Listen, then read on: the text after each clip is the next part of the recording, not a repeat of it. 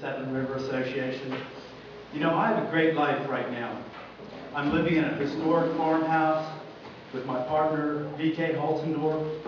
I'm part of two businesses. You know, I've been working with my hands in a small construction business for the last 25 years, but she and I have a historic vessel on the West River, and there's a brochure out there, but it's an important vessel.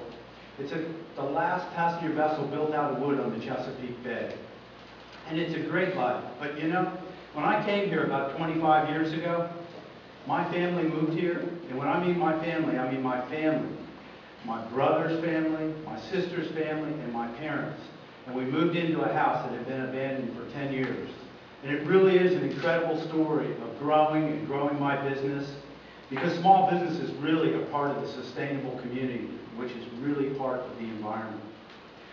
And at that time, the same issue that's happening today was happening then, when a developer offered $100,000 for one classroom to Shadyside Elementary School so he could build 155 houses on some of the most beautiful lands we have left in the Chesapeake Bay, 550 acres, now known as Franklin Point, that we all own in this room because of hard work, 6 years of our life, being sued for $50 million by a developer for defamation, where we defended ourselves for 3 weeks in a jury trial in Washington, D.C.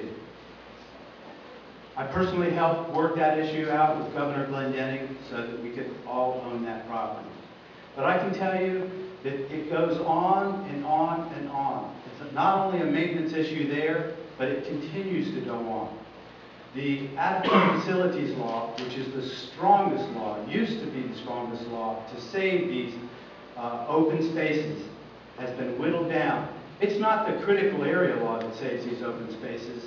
The critical area law allows you to build on anything that you own. I know, I've been up against the biggest of the big, millionaire developers and billion-dollar corporations. And I can tell you now, when I was in front of the Seven River Association maybe 3 years ago, I showed you photos that were very similar to this. And Rob, if you would pass these out to both sides of the room.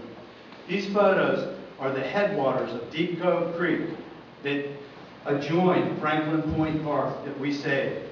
And these headwaters are at risk by this administration. It's part of the permitting process.